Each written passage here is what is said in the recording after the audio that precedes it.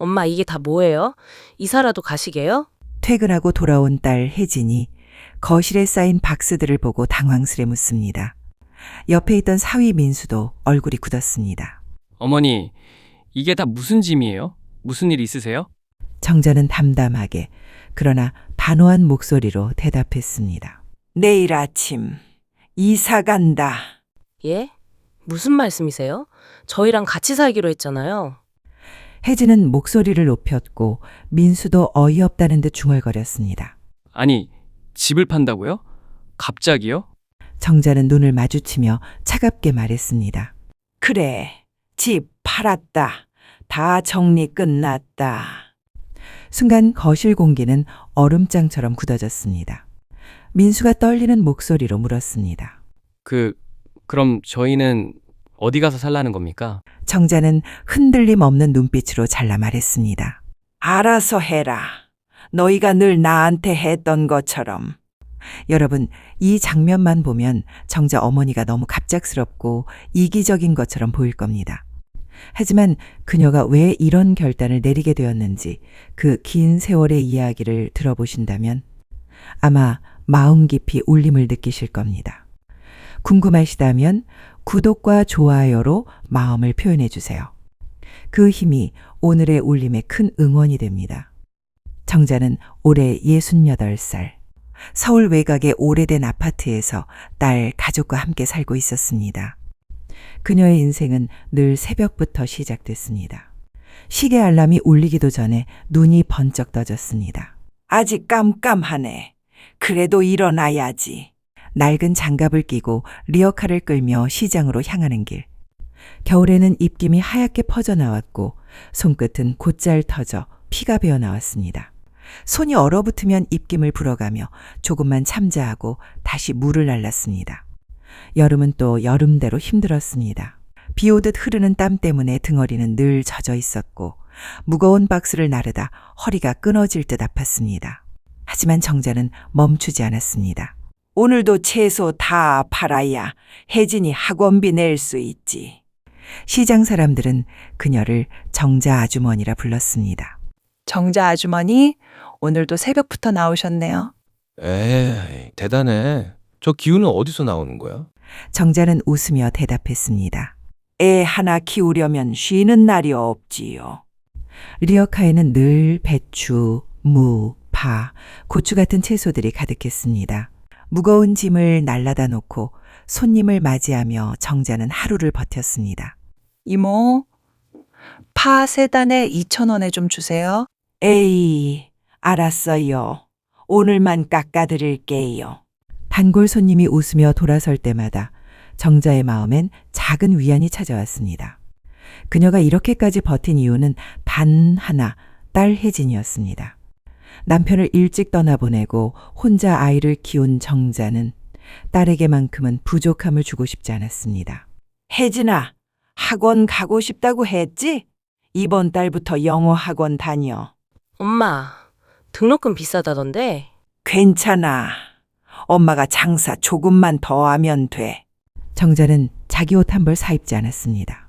구멍난 고무신을 몇 해째 신으면서도 딸 학원비와 등록금은 빠짐없이 챙겼습니다. 혜진이 대학에 붙었을 때 정자는 사람들 앞에서 눈물이 왈칵 쏟아졌습니다. 엄마 덕분이야. 고마워. 그 말 한마디에 세상의 모든 피로가 사라지는 듯 했습니다. 결혼할 때도 마찬가지였습니다. 엄마, 예단 같은 거 안 해도 돼? 아니다. 시댁에 가서 기 안 죽으려면 준비해야지. 정자는 몇 년간 모아둔 적금을 털어 예단을 마련하고 신혼살림 살 돈도 보탰습니다. 사람들은 말했습니다. 정자 씨, 딸 혼자 키워 저렇게 시집까지 보냈다니 진짜 대단해. 그 칭찬 한마디가 정자가 살아온 세월을 버티게 해주었습니다.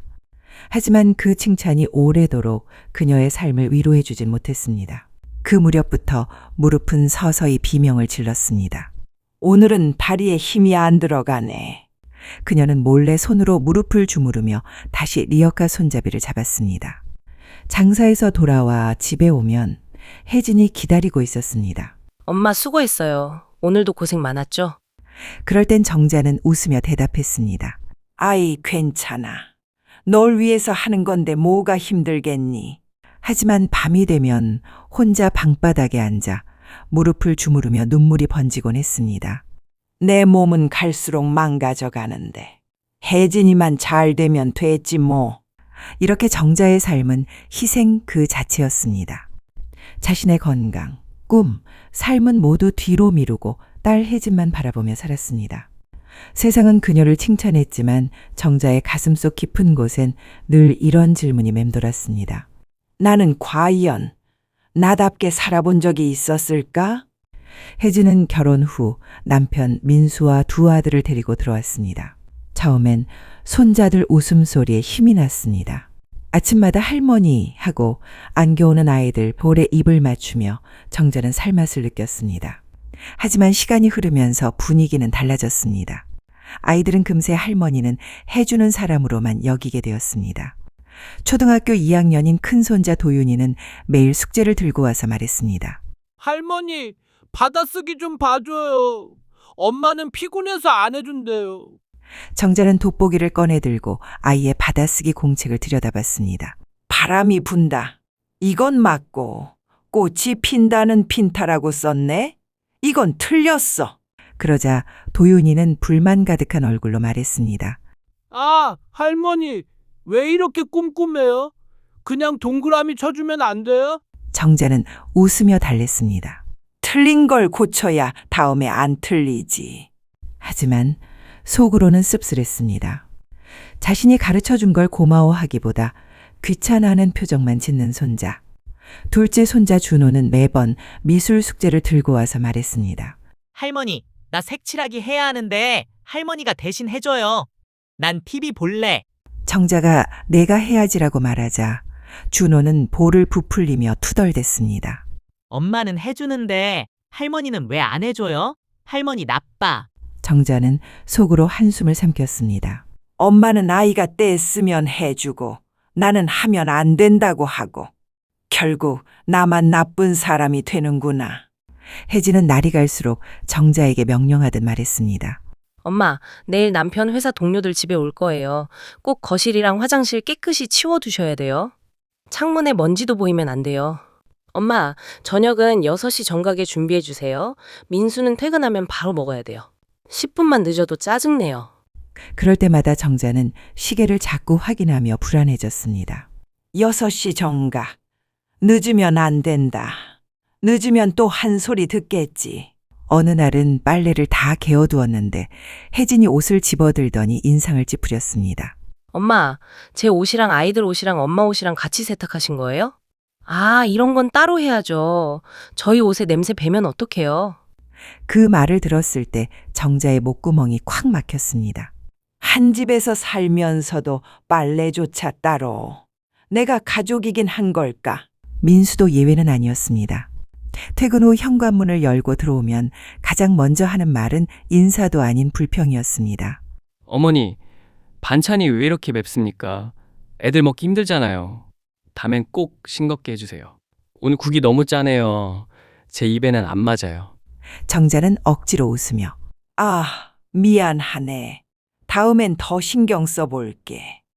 라고 말했지만 속으로는 한 번쯤은 고맙다는 말을 해줄 수도 있잖아. 하고 눈물이 고였습니다. 손자들은 점점 할머니를 부려도 되는 사람으로 여겼습니다. 할머니, 학원 가방 좀 들어주세요. 할머니 물 떠와요. 할머니, TV 채널 바꿔줘요. 그럴 때마다 정자는 속으로 중얼거렸습니다. 내가 할머니일까? 아니면 그냥 집안일 도와주는 사람일까? 웃으며 해주면서도 가슴속 어딘가엔 깊은 상처가 하나씩 쌓이고 있었습니다. 정자의 무릎은 이미 오래전부터 비명을 질러왔습니다. 밤마다 무릎이 쑤셔 잠에서 깨고 장사를 나가면 몇 걸음도 못 가서 다리에 힘이 빠졌습니다. 결국 병원에 가자 의사는 단호하게 말했습니다. 지금 상태로는 정상적인 생활이 어렵습니다. 인공관절 수술을 하셔야 합니다. 정자는 멍하니 의사의 얼굴을 바라봤습니다. 수술이라니요?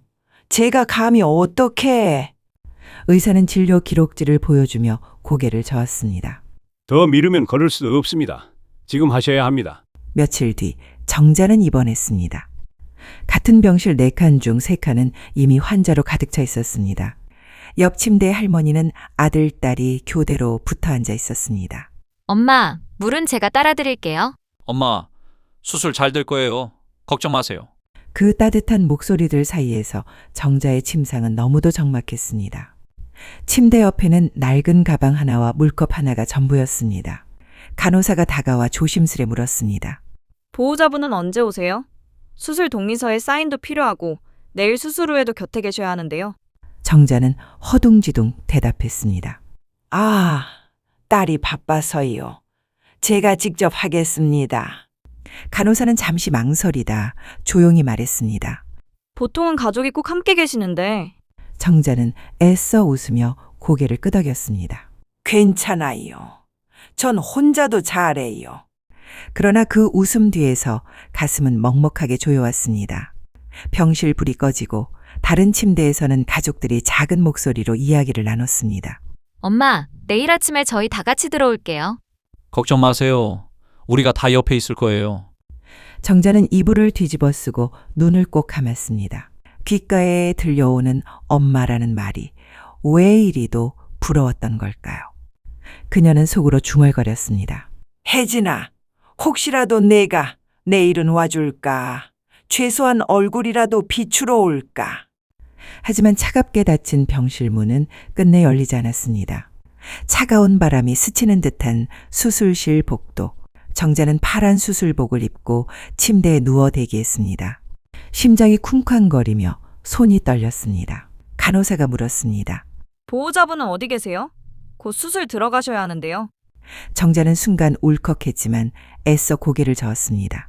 바빠서 못 와요. 괜찮습니다. 간호사의 눈빛에는 안쓰러움이 스쳤습니다. 그러나 그녀는 그 시선을 외면했습니다. 괜찮아. 정자야. 평생 혼자 버텨왔잖아. 이번에도 할 수 있어. 스스로를 다독이며 두 눈을 감았습니다. 마취에서 깨어났을 때 가장 먼저 느껴진 건 텅 빈 정막이었습니다. 옆 침대에선 가족들이 모여 환자를 부축하고 있었습니다. 엄마, 괜찮으세요? 물 좀 드실래요? 그 소리에 눈물이 왈칵 쏟아졌습니다. 정자의 곁에는 아무도 없었습니다. 물 한 모금 떠줄 사람, 손을 잡아줄 사람, 단 한 명도 없었습니다. 간호사가 다가와 물컵을 건네주었습니다. 천천히 드세요. 그 작은 친절조차 정자에게는 벅찬 위로였습니다. 정자는 하얀 천장을 바라보며 중얼거렸습니다. 나는 왜 이토록 혼자인 걸까? 내가 그토록 희생한 세월은 도대체 뭐였을까? 눈물이 베개를 적셔갔습니다. 68해 인생에서 가장 외로운 순간이 바로 그 수술 후 깨어난 순간이었습니다. 무릎 인공관절 수술을 무사히 마치고 닷새 만에 퇴원하던 날이었습니다. 정자는 다리에 힘이 없어 조심스럽게 목발을 짚으며 병원 문을 나섰습니다. 보호자는 없으신가요?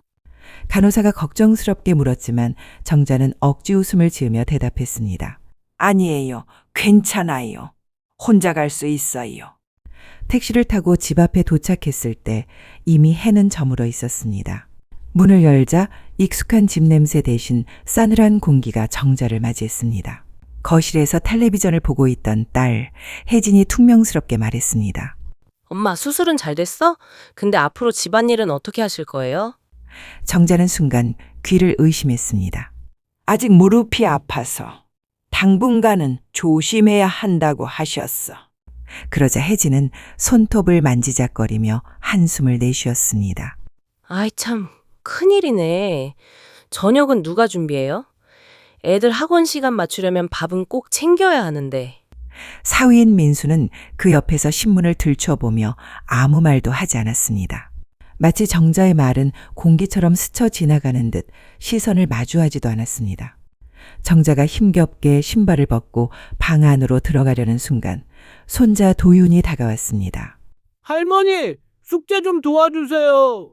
사회 발표 준비해야 하는데 지도에 나라 이름을 영어로 다 쓰라는데 나 혼자 못하겠어요. 뒤에서 준호도 끼어들었습니다. 맞아. 나도 수학 문제 못 풀겠어. 할머니가 옛날에 잘 알려줬잖아.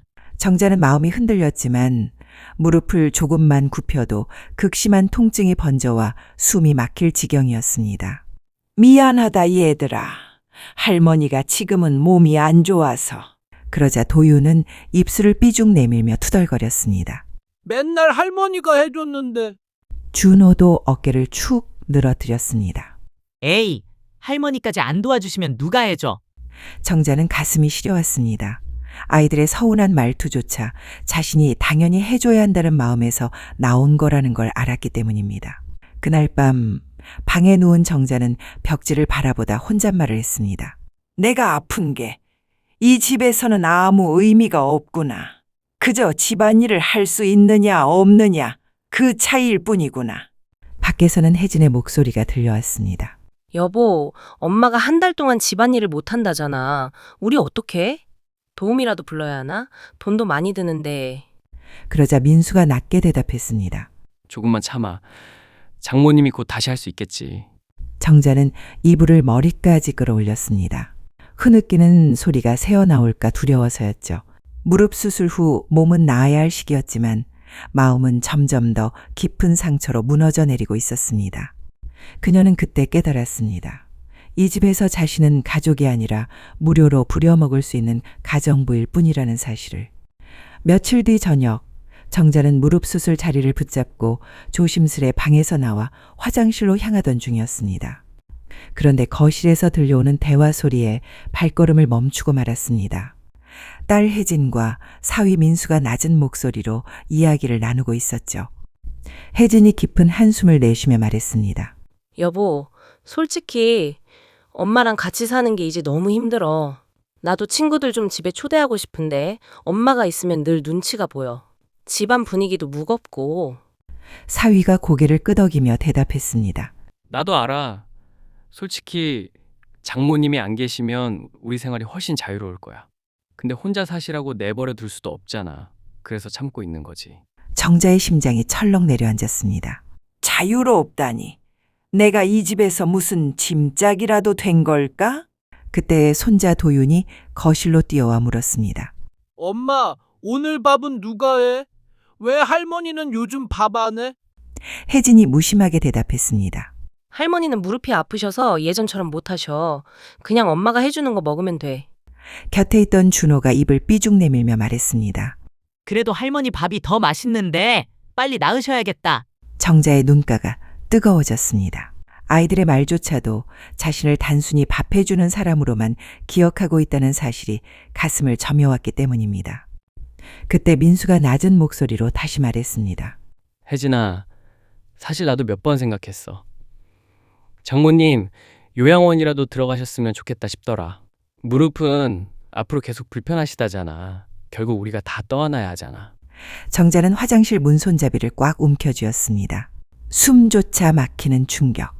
평생을 바쳐 희생했는데 이제 돌아오는 건 짐이라는 두 글자뿐이라니. 그날 밤 정자는 누운 채 잠을 이루지 못했습니다. 눈을 감자 지난 세월이 주마등처럼 스쳐갔습니다. 남편이 세상을 떠난 뒤 새벽마다 리어카에 채소를 싣고 시장을 오가며 야채를 팔아 단 한 명뿐인 딸 혜진을 키워냈던 세월. 비 오는 날에도 눈이 오는 날에도 손이 갈라질 만큼 무거운 박스를 나르며도 웃음을 잃지 않았던 시간들. 그리고 손자들이 태어난 뒤 장사 끝나고도 도시락을 싸고 학교 발표 자료까지 챙겨주던 순간들.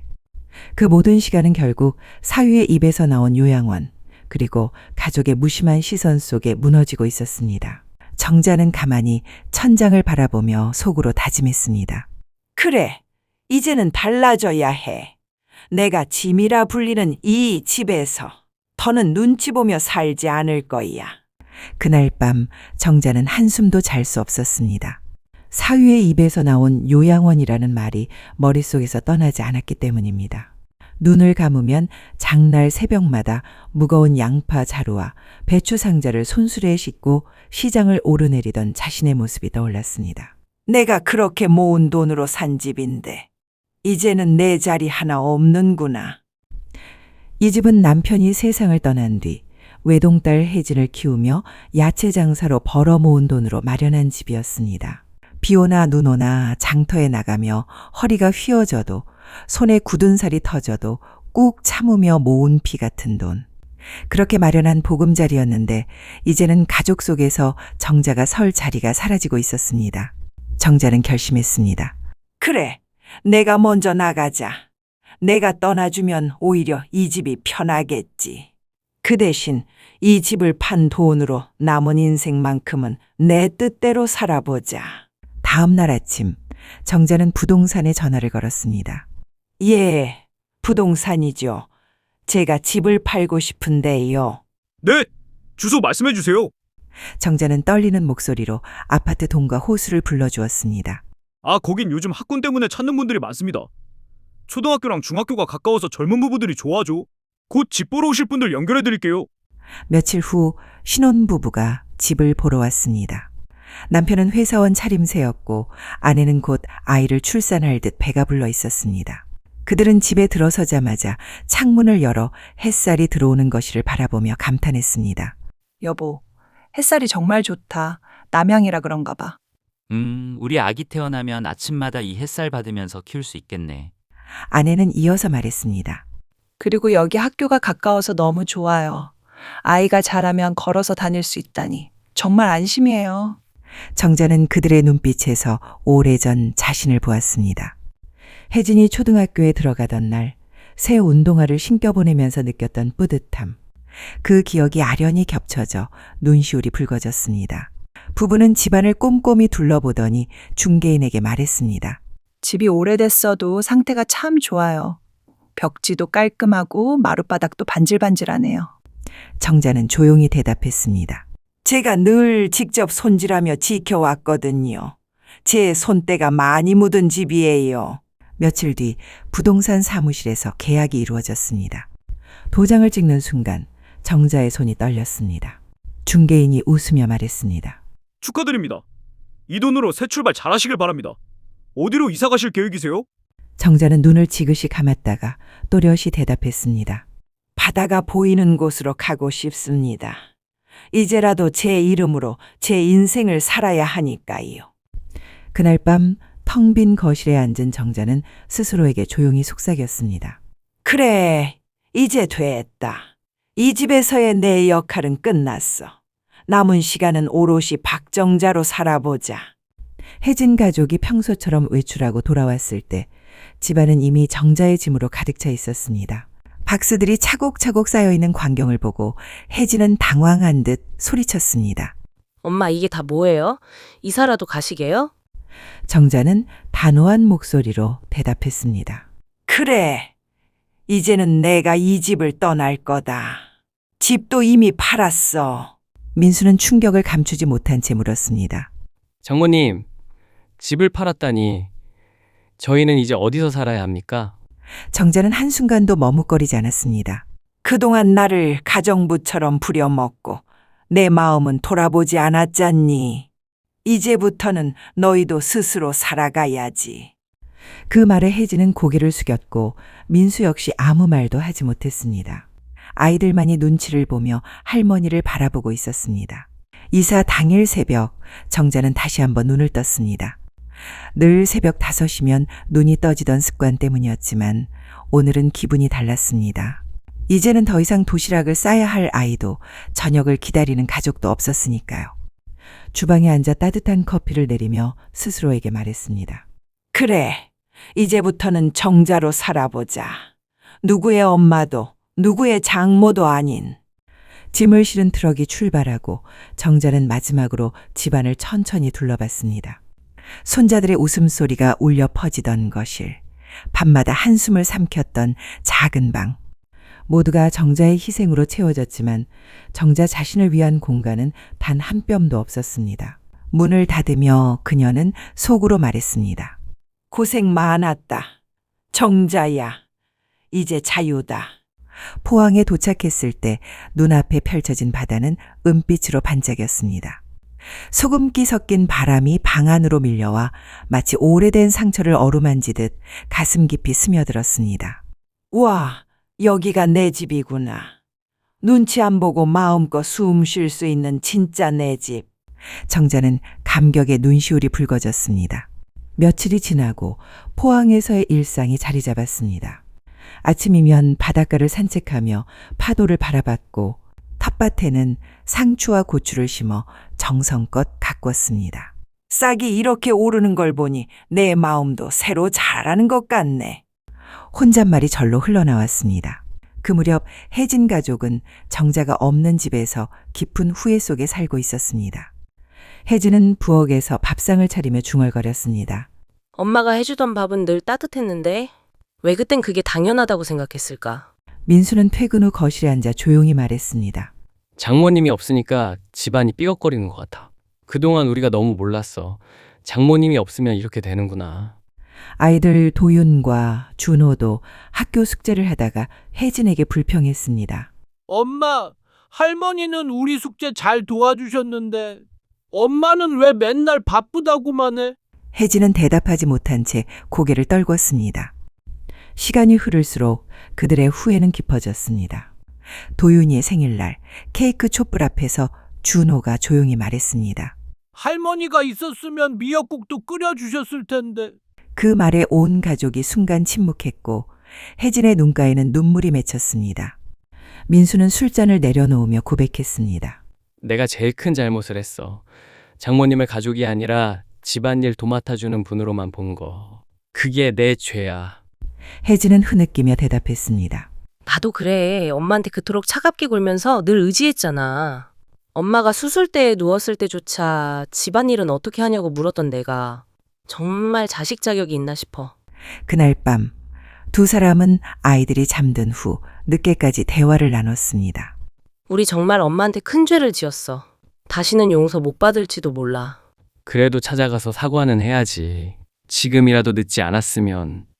한 달 후 혜진은 포항의 집을 찾았습니다. 문을 열자 정자가 텃밭에서 물을 주고 있었습니다. 엄마. 정자는 천천히 돌아보았습니다. 혜진은 무릎을 꿇듯 앉으며 눈물을 터뜨렸습니다. 엄마, 죄송해요. 저 너무 철없었어요. 엄마를 가족이 아니라 가정부처럼 부렸어요. 그런데 엄마가 떠나고 나니 이제야 알겠어요. 엄마가 우리 삶의 중심이었단 걸. 민수도 고개를 숙이며 말했습니다. 장모님, 저도 잘못했습니다. 한 집에 살면서도 존중하지 못했습니다.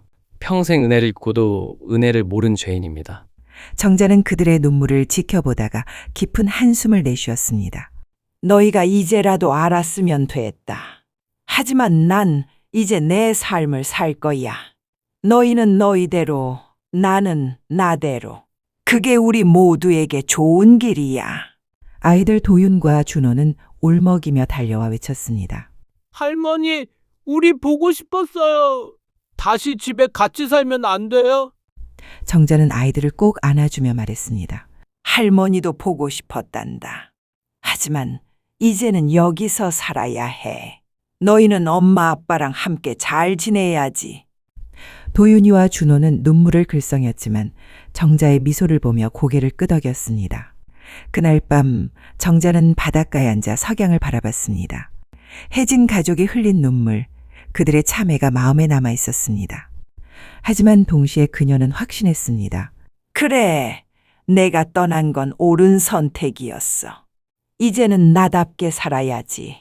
붉은 석양이 바다를 물들이는 순간 정자는 속삭였습니다. 정자야, 이제 진짜 자유다. 한평생을 가족을 위해 헌신했던 한 여인이 마침내 자신을 위해 내린 결심은 외로움이 아니라 새로운 시작이었습니다. 우리는 종종 가장 가까운 사람의 노고를 당연하게 여기고 그 소중함을 잊고 살 때가 있습니다. 그러나 누군가의 희생 위에 세워진 행복은 오래가지 못합니다. 오늘 이 이야기가 혹시 곁에 있는 누군가의 마음을 더 깊이 돌아보는 계기가 되길 바랍니다. 그리고 무엇보다도 당신의 삶도 존중받아야 하고 행복해야 한다는 것을 잊지 마세요.